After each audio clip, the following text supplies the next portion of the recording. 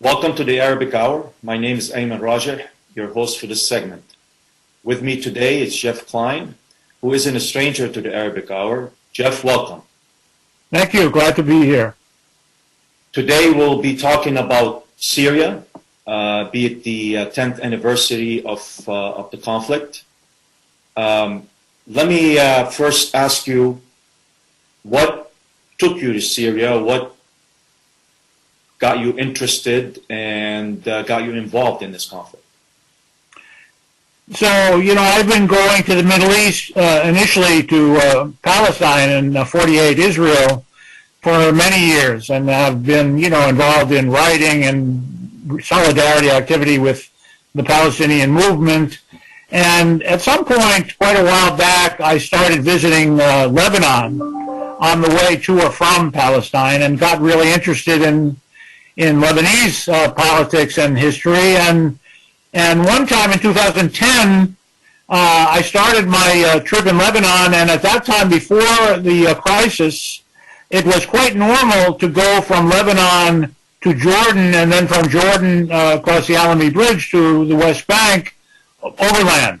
You could take a car or a taxi to Damascus, and then a car or a taxi to Deraa, and then Irbid.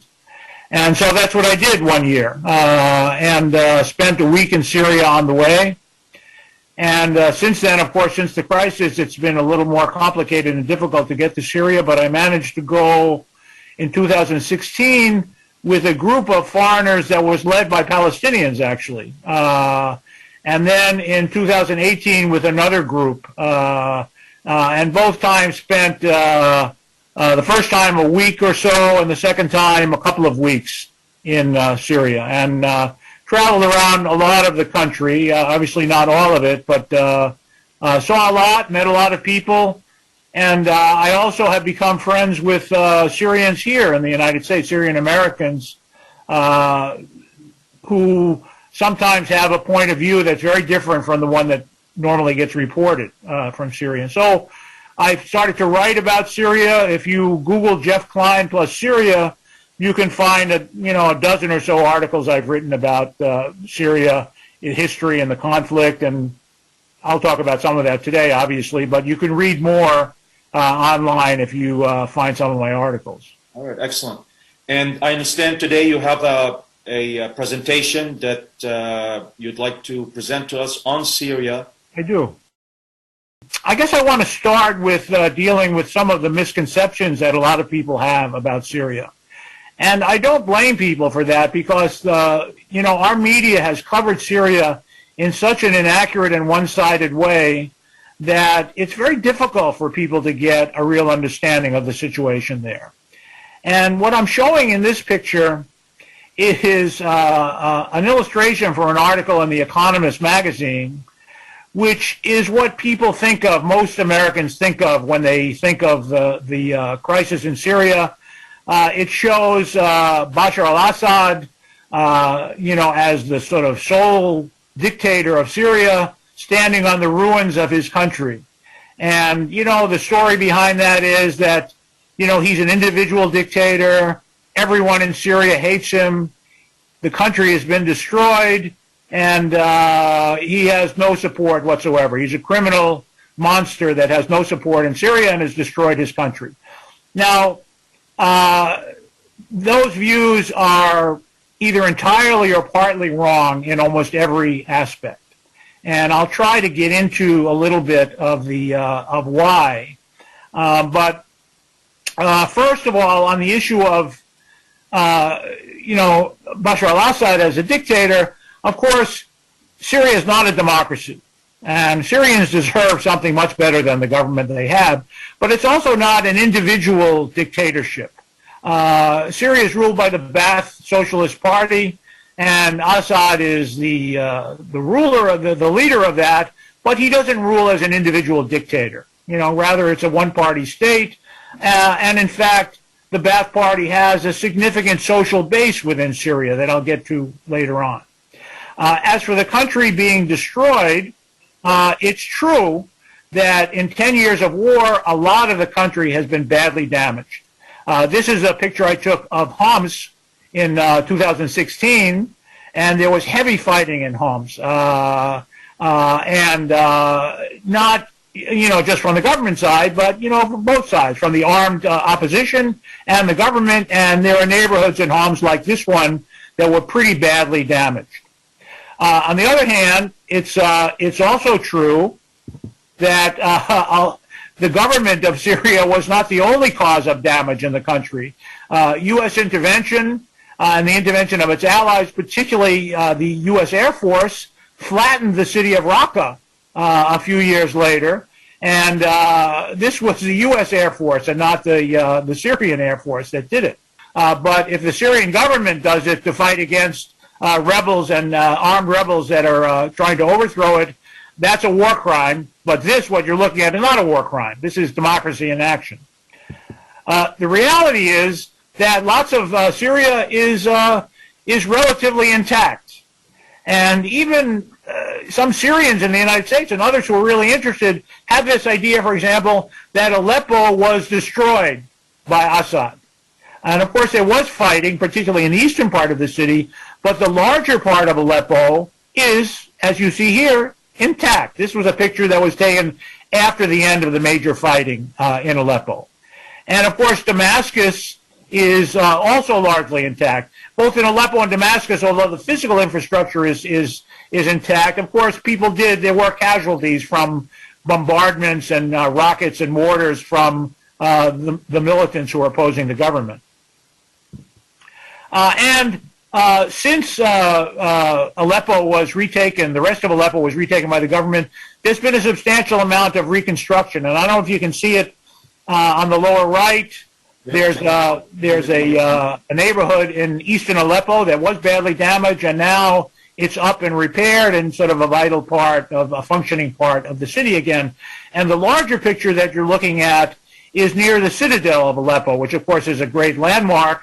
And when I was there in 2018, the cafes and restaurants that are around the citadel, which were very popular before the crisis, are now peopled again. They're reopened, peopled by families and, drinking tea, coffee, shisha.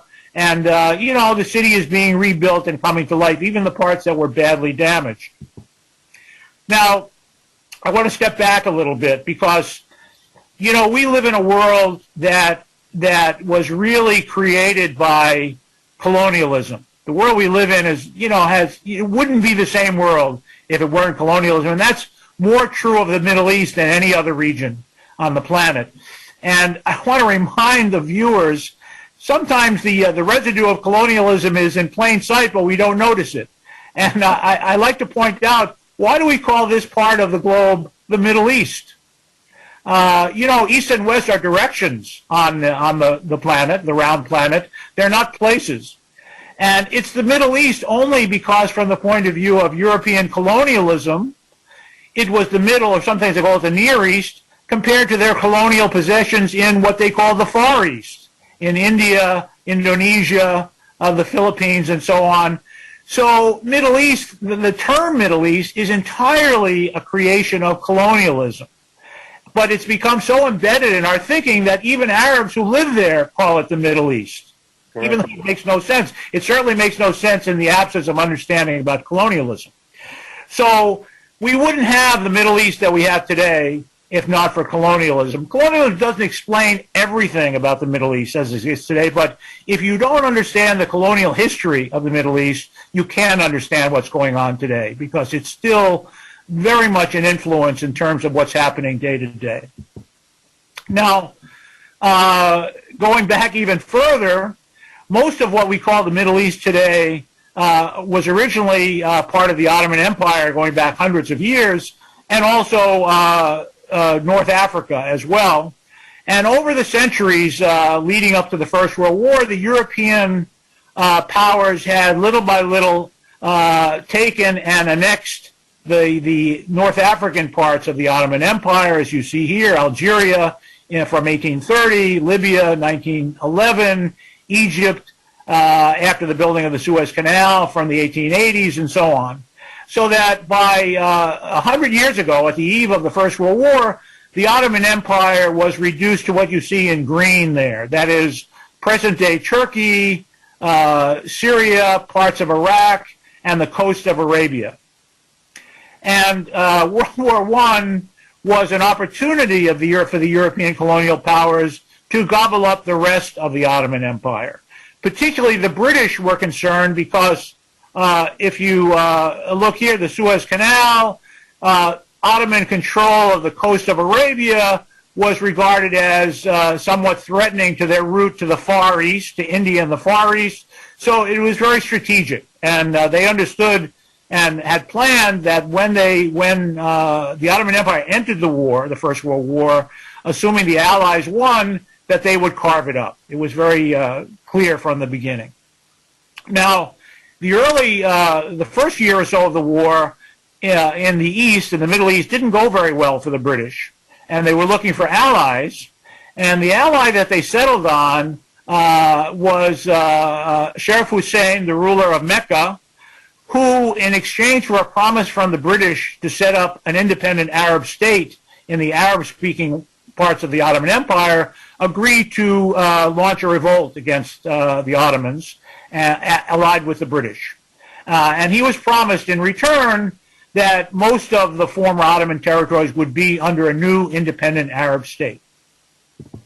Meanwhile, though, in secret, the British and the French made their own deal to divide up in spheres of influence the Ottoman territories, the Arabic-speaking Ottoman territories, in the famous Sykes-Picot Agreement, which people are starting to know about now, but, you know, before the 21st century, very few people, especially non-Arabs, knew anything about this. It was a secret agreement in 1915 and 16, secret from the Arabs, who were supposed to be independent, that said, no, they're not going to be independent. They're going to be divided up in spheres of influence between the French and the British, and what became Palestine was going to be jointly ruled by the European powers. This was the Sykes-Picot, the Holy Land was going to be jointly ruled. This was the Sykes-Picot Agreement, which again promised a different solution to the Arabic lands of the Ottoman Empire. And meanwhile, in 1917, the British had promised Palestine to the Zionist movement, so that Palestine was promised 3 times, in effect. It's supposed to be part of an Arab state, then it was supposed to be internationally ruled by the European powers, and finally it was promised to the Zionists. All of this denied the agreement that the British had made with the Arabs, which was to give them independence in return for their uprising. And at the end of the First World War, the British and French informally renegotiated the Sykes-Picot Agreement. Because the Russians that were originally part of it were out of the picture, they took the opportunity to redivide it themselves. And sometimes truth is stranger than fiction. The British Prime Minister Lloyd George and the French Prime Minister Clemenceau had a little stroll in the garden of the French embassy in London and had this conversation in which Clemenceau asked, "What do you want?" And Lloyd George said, "Mosul." Mosul was originally going to be part of the French sphere of influence, but there was oil in Mosul and the British wanted it. And Clemenceau said, "Okay." And then he said, "What else do you want?" And the British said, "Palestine." And Clemenceau said, "Okay, too." And this is the way the Middle East was divided up. And I mean, it's incredible that this could happen. And by the way, by this time, the U.S. had entered the war supposedly to make the world safe for democracy. Yeah, of course. That's always been the let's keep the world safe for democracy. We have to go and help these people become more democratic.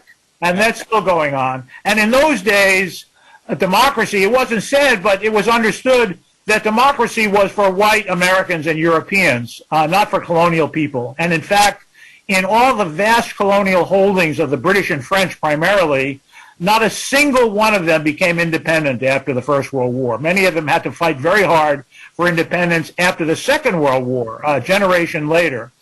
So World War I was fought to make the world safe for colonialism, not to make the world safe for democracy. Absolutely, well put. So meanwhile, the family of Sheriff Hussein and his sons, believing in the British promises, after the Ottomans were kicked out of Syria, went to Damascus, and he was declared king of Syria. This is Faisal, the son of Hussein. And the nationalist movement, which was based in Damascus and Aleppo, nominated him as king of Syria, but he only ruled for a few months. The French marched in and kicked him out, despite, as you see in the upper right, despite a lot of demonstrations and opposition. The French had the predominant military power. And by the way, as good colonialists, why use French troops when you had African colonial troops at your disposal? And those are the troops that actually conquered Syria in 1920 and 21. It was mostly Senegalese, led by French European officers. Correct, and that's a fact that very, very few people know about. Yeah, so French. It wasn't actually white French men that were fighting. That's right. You know, whenever possible, the colonial powers tried to rule not using their own troops, but native troops or colonial troops. And of course, the British really perfected that model in India. Correct. That is, the Indian Army was Indians with British officers. So Faisal was kicked out and became unemployed. And the British were trying to figure out what to do with him. And they held a conference in Cairo in 1921, in which they determined that Faisal, who was now unemployed as the king of Syria, would become the king of Iraq. And his brother Abdullah, the other son of Hussein, would become first the emir and later the king of Transjordan, that eventually became the modern country of Jordan, which is ruled by his great-grandson today. Now, so if we look at the map of the Middle East, you can see that it very closely followed the Sykes-Picot spheres of influence, and as the countries became independent eventually, some not until the 50s or even later, it follows the map that was created by the colonial powers. And that's why we see the borders that we see today, even though everyone understood at the time and in the world that Syria was not the small Syria that exists today. It was Bilad Sham that included most of what we call the Levant today. That is Syria, Lebanon, part of Turkey, Palestine, and part of Egypt. That was what was understood as Syria. So even on maps on the left is a map of Syria from a U.S. atlas from the 1850s that shows Syria, including the entire Levant. Instead of independence in that form, which would have been a major country with lots of resources, what had been one cultural geographical area was divided up into a half a dozen countries. Palestine, Jordan, Lebanon, part of it went to Iraq, part of it went to Turkey, and so on. So modern-day Syria is just a fragment of what would have been an independent Arab state along the whole Levant. And so this is the French mandate of Syria after the part on the east that was given to the British. And they also understood that even in this smaller Syria, it was beneficial, as it always is to the colonial powers, to divide and rule. That is, the danger to the colonialists is that, a unified national movement. So they divided up the Syrian mandate. They gave part of it to be an independent Greater Lebanon here. They eventually gave part of it to Turkey as a deal on the eve of the Second World War to sort of placate them. And then the rest, they divided up. The heartland of Syrian nationalism were the big cities, the Sunni cities, mostly Sunni then, cities of Aleppo and Damascus. They divided them into two different states, two different countries in effect. And they set up an Alawite state here along the coast and a Druze state in the southern part of Syria. Again, a way of dividing people up and pitting one part of the colonized people against another. And this had important repercussions that exist today, because from the French point of view, the urban Sunnis were the most danger of nationalism. The Syrians promoted the Alawites and the Druze, as a sort of counterweight, as rural people counterweight to the Sunni urban people, and therefore made strenuous efforts to recruit them into the colonial army. And that's why the Assad family and a lot of their relatives who are of Alawite origin came to be professional soldiers under the French mandate and then afterwards. And that's part of what set the stage for the rule by Hafez al-Assad and his son Bashar, because they had military support and they had military experience. So just to remind everybody, this colonialism is not ancient history, even though the events I was talking about are about a century old. The British Empire, upon which the sun never set, as they like to say, has been replaced by the U.S. global empire. And it's quite remarkable. The U.S. empire is not an empire of direct colonies like the British was. It's an empire of military control and bases. And it's quite remarkable. If you look here in the upper left, the entire planet has been divided up by the Americans into military commands. And the one that's in charge of the Middle East is called Central Command, or CENTCOM. And ironically, of course, the Middle East is pretty far from the United States. The headquarters of CENTCOM is in Tampa, Florida, 7,500 miles away from the Middle East. But there are U.S. bases throughout the region, and it's safe to say, if you look at this map, by the way, Turkey is not in the Central Command because as a NATO country, it's part of Europe, quote unquote, and therefore it's part of the European Command. But on this map, there's U.S. military involvement in every single country in the Middle East. Sometimes it's bases, sometimes it's giving or selling arms, training, all kinds of bilateral agreements. So the U.S. has a military presence everywhere directly in the Middle East, with the exception of Iran. And hopefully that is not just temporary. So the Middle East today is not ruled by, in effect, by the British and the French as it was 100 years ago. It's ruled by the U.S. and its clients. And as we talk about Syria, I'll get specific. Just to be clear, the U.S. claims to be supporting democracy in Syria, but its allies in the Middle East are not democracies. None of them are.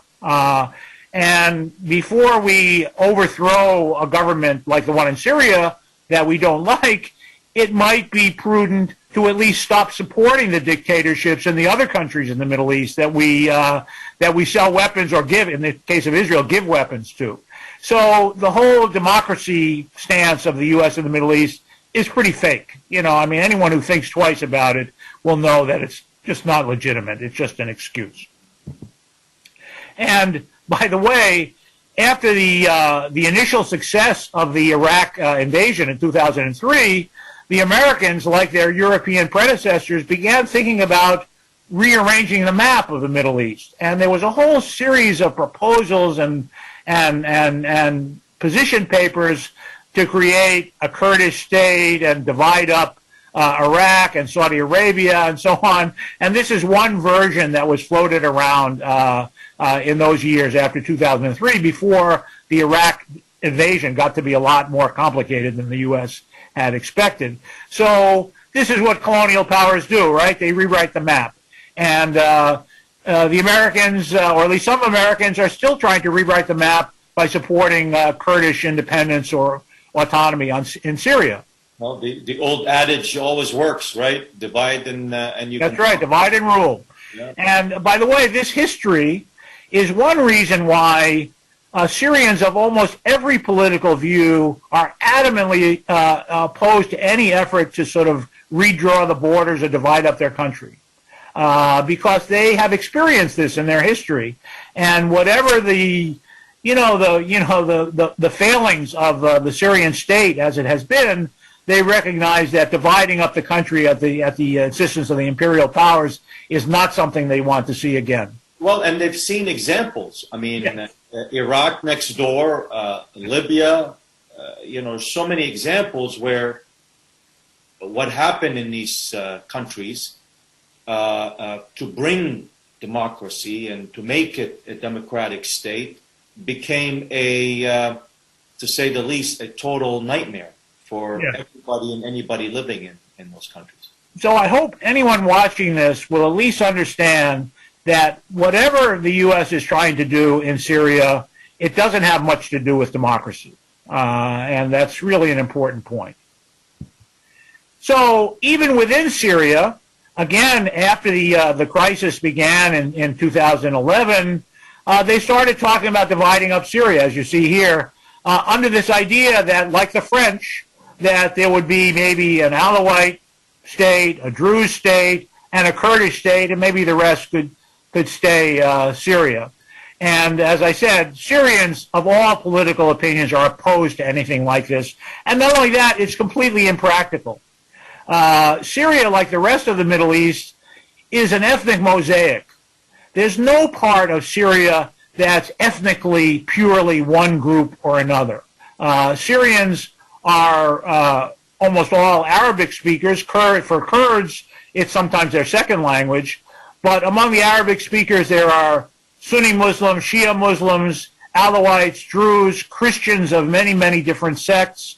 And there's no area of Syria, including what we call Kurdistan today, where, you know, there's a homogeneous majority of one group or another. So it would be impossible to divide up Syria or any other part of the Middle East unless you have the idea of ethnically cleansing and moving people around to make it pure. So there's no dividing up Syria without, you know, tremendous hardship, although imperialists sometimes like to make maps and, you know, fantasize about this stuff. Well, it's interesting that we continuously talk about division when it comes to the Middle East, and we break it down into small, you know, minorities, and then within the minority, we break it down to even smaller segments of society. And some of you viewers will know that it's always been Israeli policy to fragment Arab states around it, particularly by supporting ethnic or religious minorities.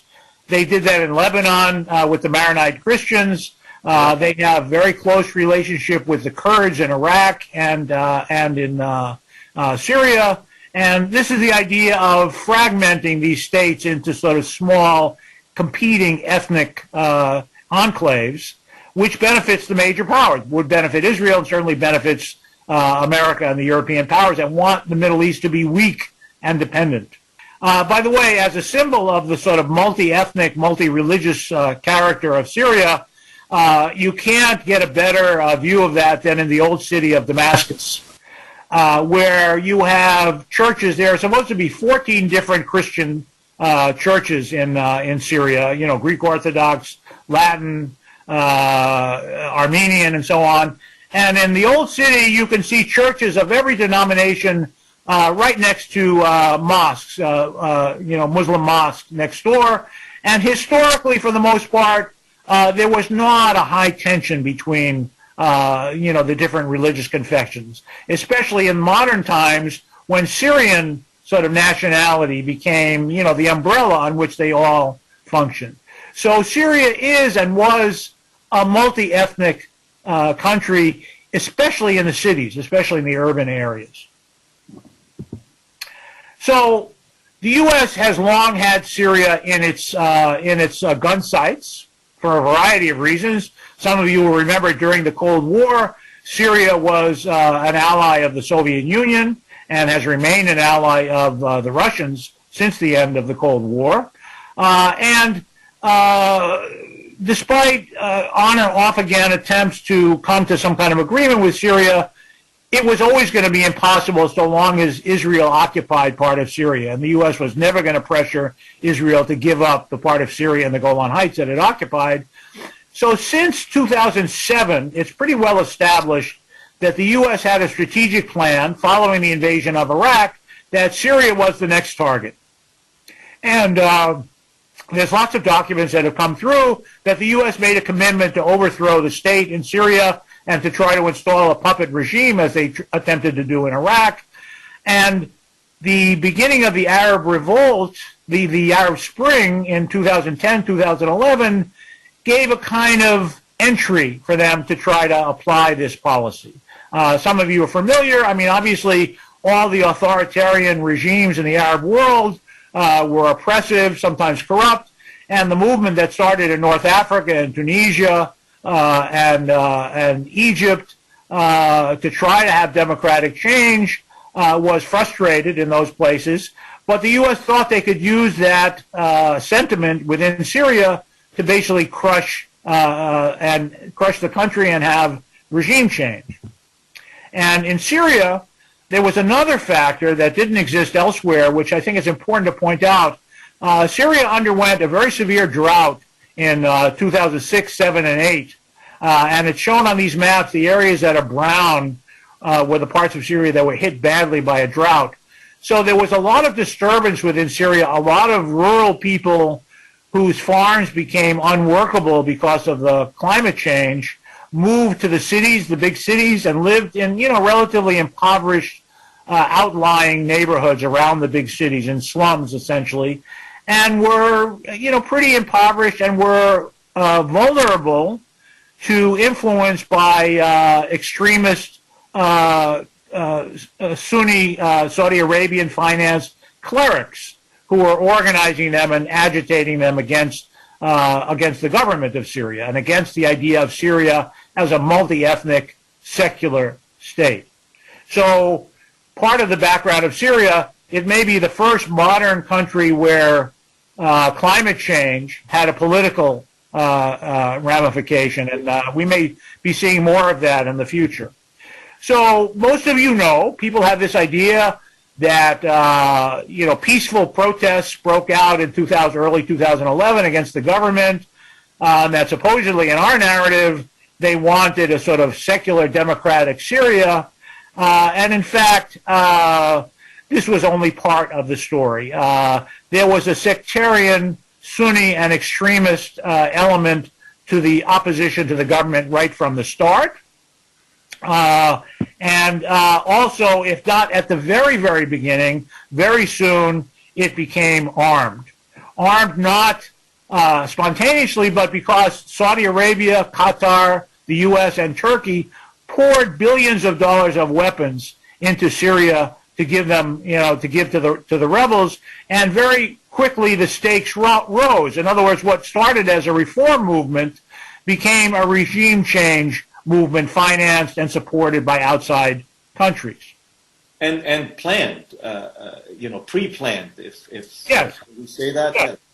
So this narrative that people have that this was all peaceful, secular, democratic opposition to the government that was then crushed by the regime and took up arms somehow to defend themselves, this is a very distorted view of what actually happened.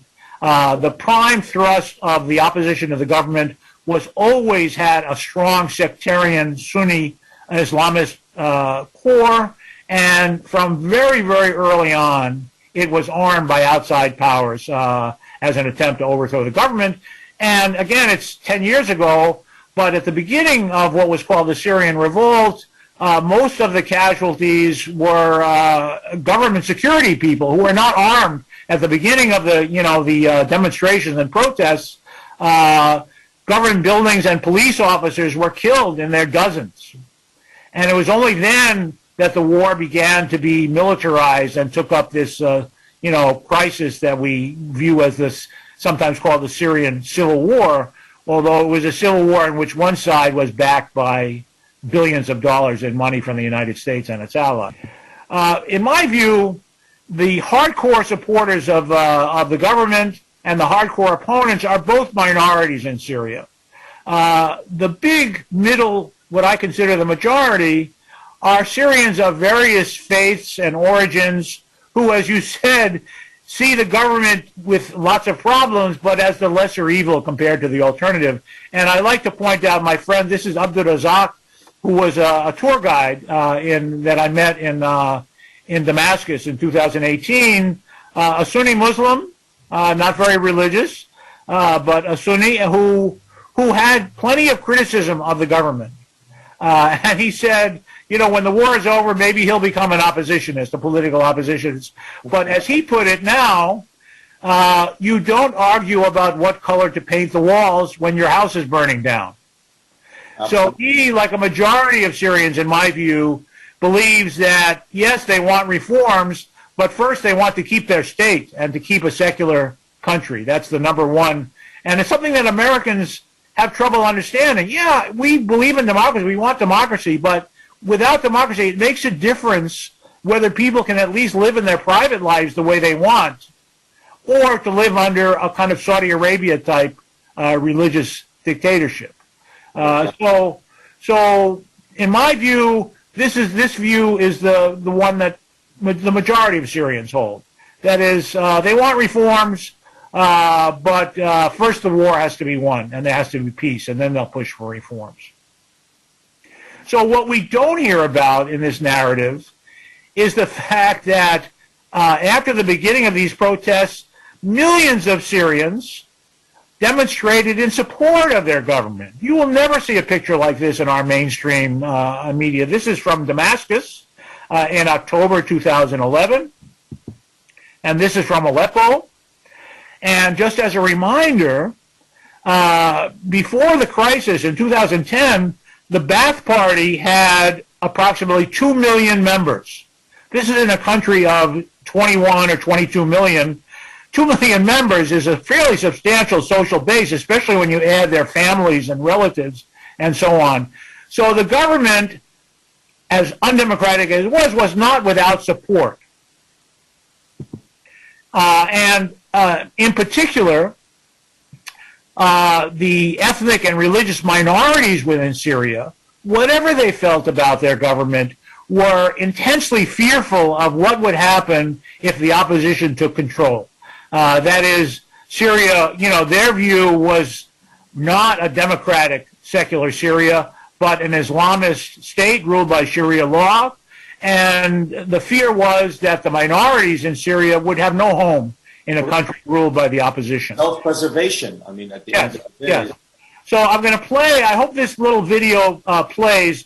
This was a parade in Homs in 2017 for a youth festival, but it shows the sort of ethnic and religious diversity in Syria.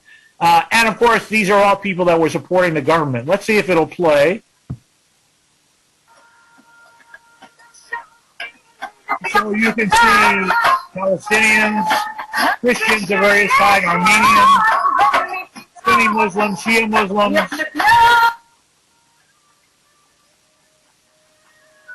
People who are nominally Muslim but secular.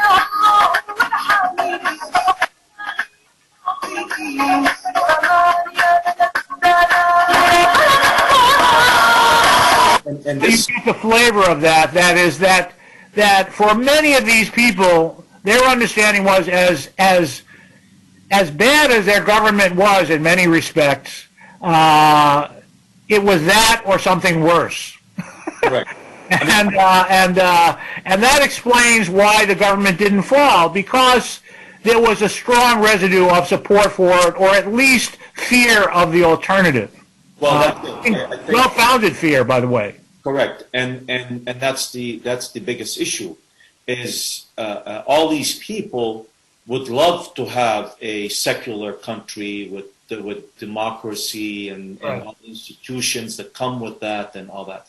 But at the end of the day, everybody knew from day one, whoever is going to replace the current government is going to be absolutely worse than what it is. So I'd rather keep the government as it is in their thoughts than have to deal with this. Especially, again, mention people saw what happened in Iraq and in Libya when there was regime change. And by the way, in response to the beginning of the protests in 2011, the government did institute significant reforms, ending the state of emergency, ending the exclusive right of the Ba'ath Party to organize, giving Kurdish population citizenship rights, which some of them did not have, and so on. So there was a reform in response to it, but reform wasn't what the opponents were looking for. They were looking to overthrow the state and institute a religious regime, a kind of extremist religious regime. And in fact, among most of the armed opposition groups, democracy was considered sinful. They were not supporting democracy. There are more Syrian democratic supporters today in New York and Washington, D.C. than there are in Syria itself. And I'll submit to you that if they had won, if this quote-unquote opposition had won, it would have been the de facto disintegration of the country. Here's another aspect that people are confused about. There are an estimated 5 or 6 million external refugees fleeing Syria. And the idea that's promulgated here is that all of them are opposed to the government or fleeing the government. In fact, there were a variety of reasons why people left. For the most part, it was fleeing the war, which people do, and sometimes seeking a better life and so on. And, not all of them are opposed to the government. And we saw that in 2014. Again, this goes down the memory hole, right? In 2014, when presidential elections were held, thousands of Syrian refugees lined up in Beirut and Amman to vote. And many of them vocally supporting of Bashar al-Assad for president. So this idea that all the refugees are, somehow opposed to the government is another one of those things that are just not correct. So the opposition understood, once it was clear that the Syrian state was going to survive, their only hope for regime change was outside intervention, direct outside intervention. That is, not only supplying money and arms, but an invasion. And their model for this was Libya. In 2011, the U.S. and France, in the name of NATO, basically served as the air force in Libya to overthrow Gaddafi. And you may remember, of course, he was overthrown and then murdered. And the armed opposition in Syria were hopeful that this would happen in their country too, especially after Barack Obama had said in the summer of 2011 that Assad had to go. A lot of the Syrian opposition believed the bombers would follow soon and bomb Assad out of power. And you can see in this picture, this is one town held by the rebels then, in which they're basically begging for NATO to come and bomb their country. And down below, you can see a picture on the right, a caricature of Gaddafi and one of Assad. Gaddafi had recently been murdered. And you may remember that in 2016, when Donald Trump won the presidency, he wasn't the only sociopath running for president, in my view. This is Hillary Clinton celebrating the murder of Gaddafi. We saw, he died. Did it have anything to do with your visit? I'm sure it did. I mean, imagine that. She's like giggling about a person who was tortured and murdered. So it didn't happen. For whatever reason, the U.S. decided they weren't going to intervene in that way in Syria, again, hoping that the state would fall on its own, but it didn't happen. So I want to remind everybody, as much as we hate Trump for all kinds of reasons, that it was Barack Obama who began the U.S. intervention in Syria, not Donald Trump. And in fact, ironically, Donald Trump had his misgivings about it. So Obama spent billions of dollars in U.S. arms to Syria and, searched for the democratic opposition that they could empower in Syria and never managed to find it because there was no armed democratic opposition in Syria. There were just Islamists, Al-Qaeda, and ISIS of various threads. So basically this U.S. money went down the drain. And it seemed Syria like... paid the price for it. Yeah, and it seemed like every Islamist from all over the world. That's right. In Syria. We seem to think about the opposition as being Syrian, as being a Syrian opposition, be it armed or otherwise. But in actuality, yes, of course, there were some Syrians, but the majority were from all over the world. Yeah. Islam came pouring into from all over the world. Yeah, I'm going to actually show a map of it, but just, you know, for the time being, there were so many different Islamist groups. Every foreign country, every foreign billionaire had their own group that they bought and paid for, and there were dozens of them. And again, what they had in common was that none of them believed in a secular, democratic Syria. They all wanted to impose a religious, exclusive, fundamentalist religious regime on Syria that the majority of Syrians do not want. And again, as you said, foreigners were encouraged to go to Syria from all over the world and were easily able to enter through Turkey primarily, but also Jordan, funded and financed by Gulf petro monarchs in Qatar and Saudi Arabia and so on, and as many as 50 or 70,000 international jihadist warriors entered Syria, and many of them are still there today. These are not Syrian patriots and not Democrats by any means. If you look at the picture on the lower right, this is one group, and of course they're carrying Al-Qaeda flags, not Syrian Democratic flags. Although when the cameras are rolling, they'll show that you know, that three-star flag, you know, for the benefit of the West, but that's not really what their ideology is. So the government suffered some, you know, military defeats in the early years of the conflict, but it wasn't until 2013 that it got significant foreign help. And it's important to realize that is years after the U.S. and its allies were pouring money and guns into Syria. Only then did the Syrians get help from outside, in the first place from Hezbollah in Lebanon. And what you're seeing here, this was 2013. These are volunteers from a village that I know very well near Baalbek, who are on their way to fight in Qusair in Syria. And you can see they're holding Hezbollah flags. From their point of view, they were defending their co-religionists in Syria and also defending Lebanon, because these jihadists were on the border of Lebanon and were infiltrating the country too and threatening the Lebanese as well. So Hezbollah entered on the side of the government, partly to support them and partly as self-defense. And this started to turn the tide. And later on, the Russians and the Iranians amped up their support for the government. And most Syrians are quite grateful for this. You see posters like this all over Syria. And for those of you who can't tell, from the left, it's Hassan Nasrallah, the head of Hezbollah, and Rouhani, the president of Iran, Assad, and then Vladimir Putin on the right, who, especially for the Christians in Syria, is regarded as the person that saved the existence of their communities. And I've heard Syrians refer to Putin as Abu Ali sometimes. So, you know, basically, they came to the aid of Syria when they needed it and helped to turn the tide. And of course, the big turn of the tide came in the defeat of the rebels that were occupying the eastern part of Aleppo. Aleppo never had an indigenous uprising. It was armed militants from outside Aleppo that conquered part of the city early on in 2012.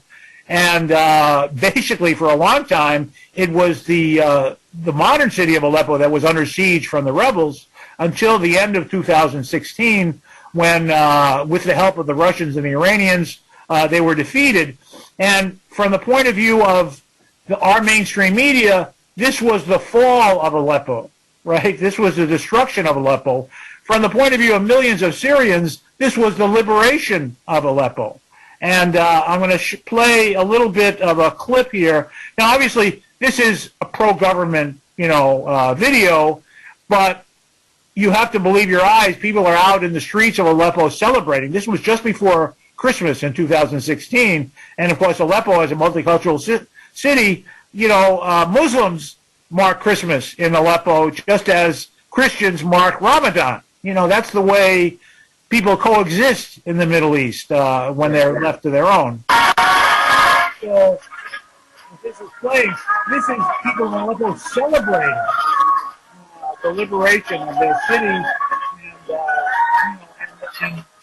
and removing themselves from the danger of rebel mortar attacks and rocket attacks. Okay, so obviously not every Syrian feels that way, but these are the Syrians we never see or hear about in the United States, right? Everybody mourns the fall of Aleppo, the destruction of Aleppo. The fact that millions of Syrians were celebrating is something we're not allowed ever to hear about. Yeah, that goes against the narrative. Yes, exactly. So if we fast forward to today, this was Syria at the point where the government was weakest. That is, its control was pretty much confined to a narrow strip. It even then included most of the population centers of Syria, but the rest of the country was ruled by the armed opposition, either in the north, the south, by ISIS in the middle of the country, and since 2016 and recent years, little by little, the government took control of most of the rest of the country. So this map on the right shows the situation today with government-controlled areas in blue.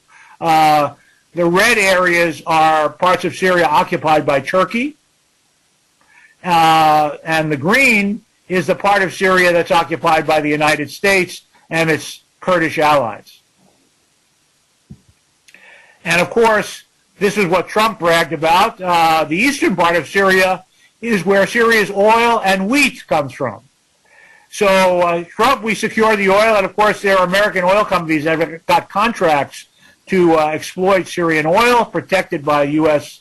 Army, and it's one of the reasons why we'll see there's a sort of economic crisis in Syria today, is because the U.S. is using their occupation of part of Syria to starve the rest of the country. So what are the problems in Syria today?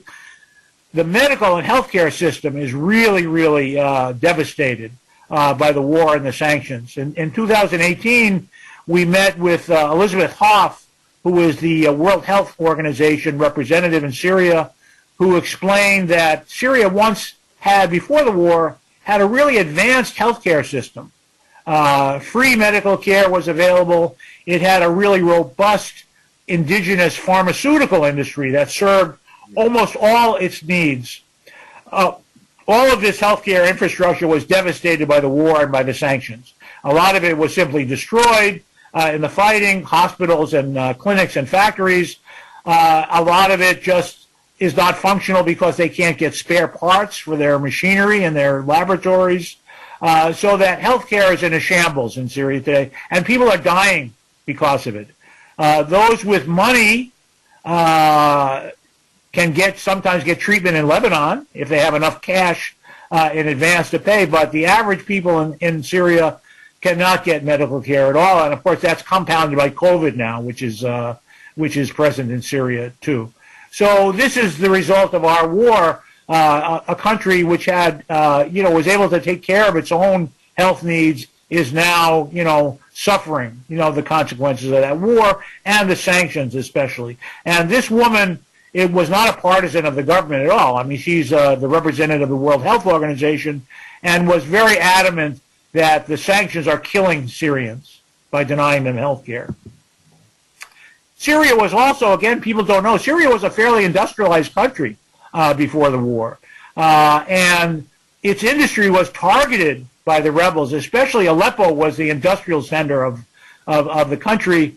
And parts of those areas were taken over in 2012 and after by armed rebels. And they basically destroyed every factory that they could and sold the machinery to the Turks. There are pictures of convoys of trucks carrying Syrian machinery to be sold in Turkey.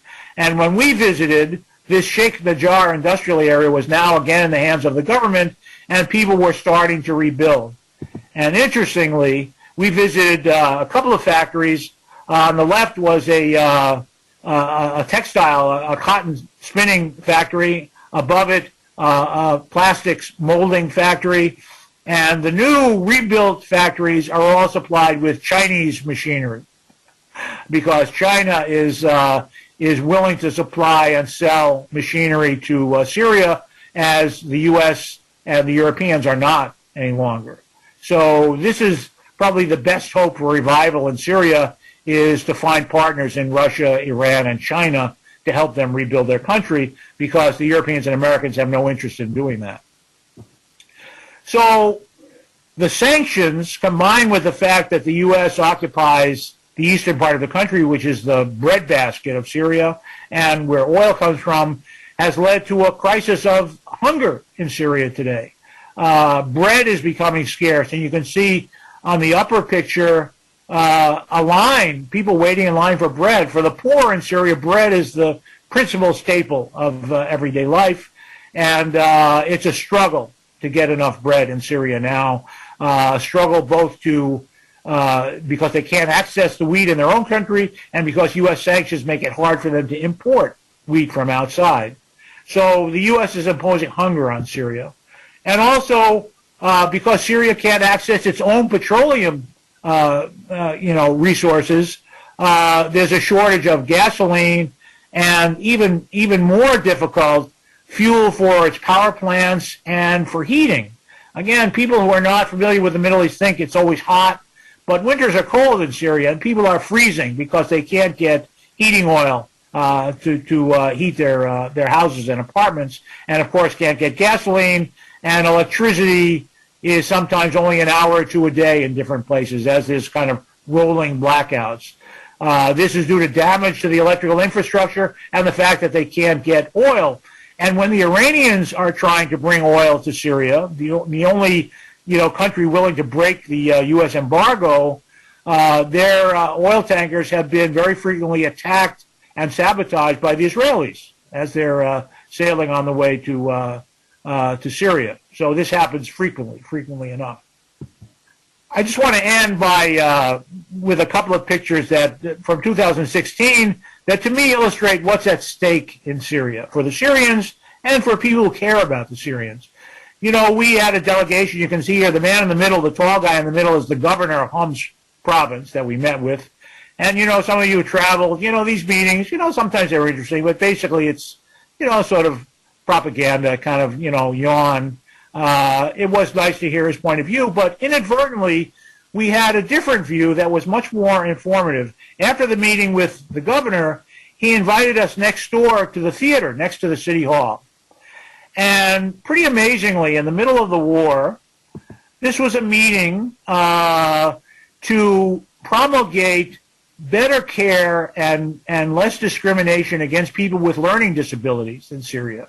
Some of you may know in the Arab world, they haven't always treated people with learning disabilities or physical disabilities so well. They're a little bit stigmatized. And the government of Syria was trying to promote better views toward, treating disabled people. And they were holding this meeting to educate people about kids with Down syndrome, who, should be treated, humanely and, given opportunities to be in society and learn. And it was very touching. At one point on the stage were these kids and their mothers. Really, I'm almost coming to tears just remembering it now. It was very touching.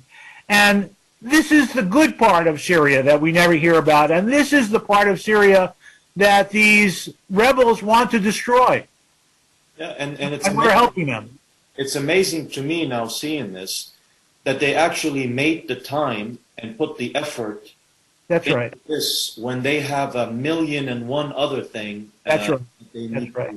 It was very moving. And of course, if anyone suspects, this was not put on for our benefit. This is something that, as you saw, had, an auditorium filled with people, and it was just a coincidence that it happened to be going on when we were visiting. And, so this is a little bit of a hint of what Syria could be if they were left to live in peace and develop on their own. And nearby, we visited the ruins of a Catholic church in Homs that had been destroyed by the rebels and was being rebuilt. And just opposite the church was a newly opened cafe in which young men and young women were meeting together and socializing, something that is unimaginable in the so-called rebel-held areas of Syria. Correct. And I want to end with this because this was on the wall of that cafe. And the picture on the right is schoolgirls on their way to school that we happen to pass. And on the wall of this cafe was this very touching thing. This was the English version. In this neighborhood we suffered, we went through difficult times, we fled our homes. Today we may still suffer difficult times, but we are holding on to our land, believing the sun will rise again, promising ourselves to go always, and then in Arabic, forward. So this is the hope for Syria, and this is the Syria that we should be supporting, that people of goodwill should be supporting, and wishing them peace and the ability to have a better and reformed government, which will only be possible if the war is over. Frankly, it's impossible to have meaningful reforms while the government is fighting for its life against foreign intervention. It's no longer a military problem only, or just war, but now the war is these sanctions and people desperate for food. And I'll let you answer this. I have my own feelings on this, but I think that this is part of the equation, in that if we get enough people hungry, maybe that those people will rise up and say, you know what, if we get rid of you, then maybe we can eat again. Yes. So this is the hope of the interventionists and the U.S. government. It's not working so far, and I hope the Syrians will manage to survive. They are little by little rebuilding parts of their country, but it's very difficult for them. And of course, a lot of Syrians have left. There's a kind of brain drain. The ones who have the means to leave, many of them have done so, living in the United States and elsewhere. And by the way, it's very common to quote, people speaking for the Syrians here, Syrian Americans or Syrians. And of course, that means only speaking for some of the Syrians. Many Syrians here who have left for the benefit of their families have no illusions about the democratic nature of those who want to overthrow the Syrian state, but they're intimidated. If you're a Syrian that comes here and you're looking for citizenship, you're not going to say, I love Bashar al-Assad. Everyone who comes here understands that their ticket for staying in the United States is, long live democracy, down with Assad, whatever they may believe privately. But so those are the only people we hear from, and the Syrians who have a different point of view are kind of keeping their heads down, because it's a dangerous view to hold in the United States. And the Syrians who pretend to talk for the Syrians, many organizations are deeply, deeply funded by the U.S. and other governments. The Syrian American Medical Society, the Syrian Emergency Task Force. There's a whole alphabet soup of supposedly pro-democratic Syrian organizations in the United States that get millions of dollars in funding. And if you scratch below the surface, for the most part, they are strongly influenced by Islamist thinking as well, although they pretend to be Democrats for purposes of public relations. So this is the situation. And if we care, and by the way, this idea that the U.S. is intervening around the world for democracy has killed more people than the Nazis did in the Holocaust. If we add up the deaths that were caused by U.S. intervention, sometimes theoretically to promote democracy, in Korea, in Vietnam, in the Middle East, we killed more people through those interventions than the Nazis killed in the Holocaust. 4 million in Korea, 2 or 3 million in Vietnam, 1 million in Iraq. You add it up. And that's the price that the rest of the world pays for U.S. sort of imperial interventions. But we're bringing democracy to these places. Right. And it's very possible, by the way, if the U.S. and its allies had not intervened in Syria early on during the protests, that we might see today a reformed and democratic Syria. This was a process that was beginning. And anyway, we certainly know for sure the worst case scenario would have been that the government clamped down on the opposition and kept its dictatorship. but hundreds of thousands of Syrians would be alive today who aren't. You know, the price that Syrians have paid for the U.S. and foreign intervention in their country is no change, but hundreds of thousands of people dead. And they're still paying that price today. Yeah. And I think today their situation is even worse than it was a few years ago. Yes. Because sanctions have been proven over the years to be one of the most or the best weapon against countries like that, because you suffocate them. You literally suffocate them slowly, but you eventually do suffocate them. So we, I work with Massachusetts Peace Action.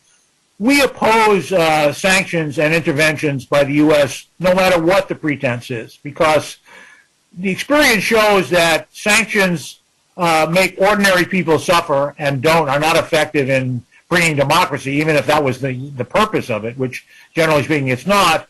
And interventions, however bad a country may be, when the U.S. intervenes, it becomes worse. In Syria, because of the U.S. and its allies funding these armed oppositionists, many more Syrians were killed than had ever suffered at the hands of the government, as bad as it may have been. So we're opposed, absolutely opposed. If we want democracy, let's start with Saudi Arabia, is what we say. If we want democracy, let's stop selling billions of dollars worth of arms to Saudi Arabia, United Arab Republic, Egypt, and Israel. That wouldn't kill people. It would just take the weapons out of the hands of dictatorships.